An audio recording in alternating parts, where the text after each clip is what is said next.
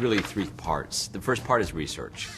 Even if it's a science fiction film or a fantasy film, I'll do a lot of research. That's reading books, interviewing people, all sorts of things. I usually do that for at least a month if I can. Just try to absorb as much information as possible. Well, I tend to research a lot, so I mean quite often I'll choose a project because it's something I'm interested in, and I'll buy 20, 30 books from Amazon or from a bookshop and just completely immerse myself in that world first. I think the first rule of screenwriting for me is that I never have an idea for a screenplay and then just write it. So I always live with the ideas I've had for a long time. There's a long period before I write anything down.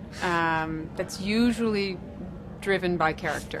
Just somebody I'm thinking about, a situation I'm thinking about. It's often a central conflict a person has with another person, a situation, you know, that will root around there for a long time. I mean, you start with a spark. You start with some idea that seems like it might go someplace, and I play with it.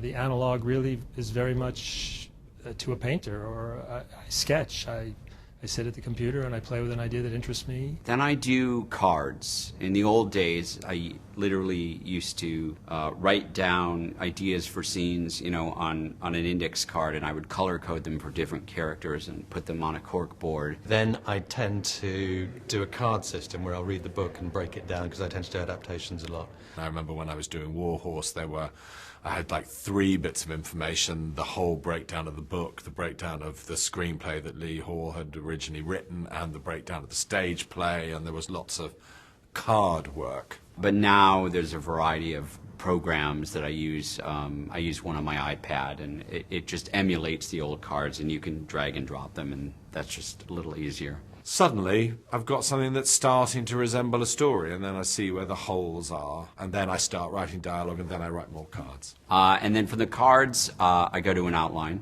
My outlines are worthless, though. I'll get about a quarter of the way into a script and realize the rest of the outline is worthless, and I have to just sort of pick my way forward.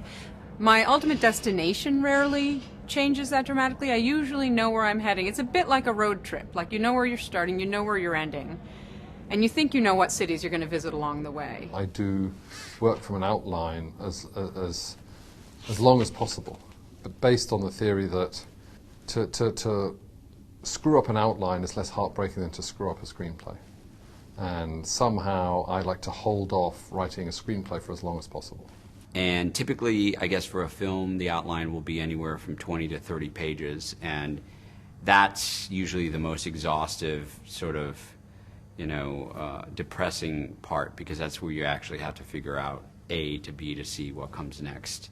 And from the outline, I go to script. Do I have a method for developing characters?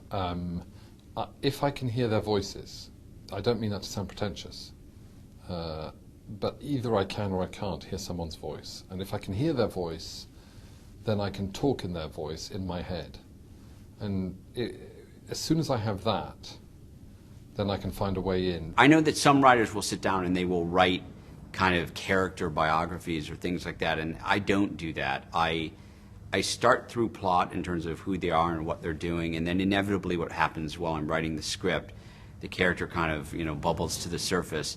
And then quite a few times I'll end up changing the plot based on having discovered the character, and I'll realize, oh, I'm not sure the character would do that, so now I have to go back and change that. I think you start off knowing them quite well, but also with each draft you get to know them better. So dialogue for me in the first few drafts tends to be a little bit of a discovery of the character, so the character will tend to over-talk, and then with each draft they talk less and less because I sort of know them better, and I don't need to discover them through the dialogue. I mean, my main writing trick is that I just write an enormous amount. So if I've decided that someone has a sister and that sister's going to be a key part of it, I will write 20 pages of him talking to his sister, and the relationship between them and the characters of them will slowly emerge during the course of the day, and then I read it back and think, oh, there I came across something interesting. When I start tomorrow, that'll be my starting point. I'm writing, sketching all the time, and most of the sketching is dialogue. And the reason I'm sketching that way is because I want the characters to rise. I mean, the characters have to.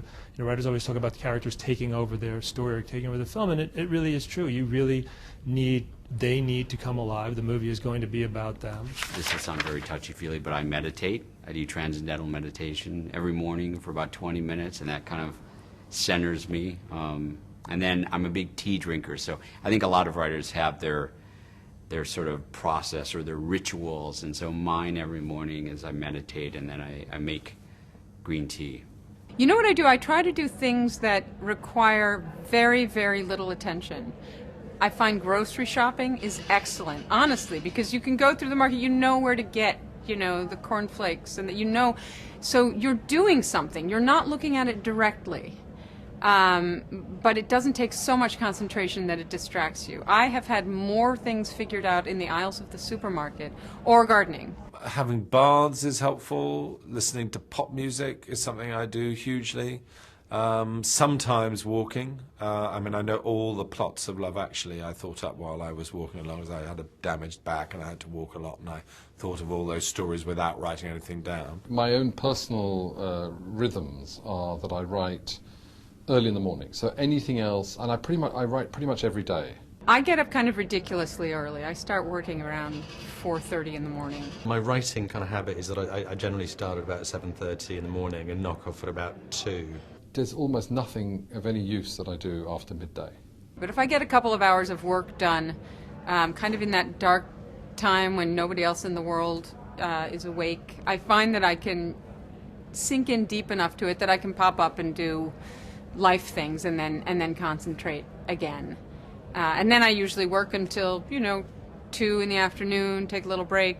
Depends on how much I've done. I may work some more in the evening. During the afternoon, what I'll do is, again, I'll go back to the research. I'll either read, prepare for the next scene, or I'll watch lots of movies that are connected to what I'm writing. And so I sort of keep in that zone as much as I can. And the more kind of ritualistic it becomes, and the more it's like a muscle that you exercise, the easier it becomes to write.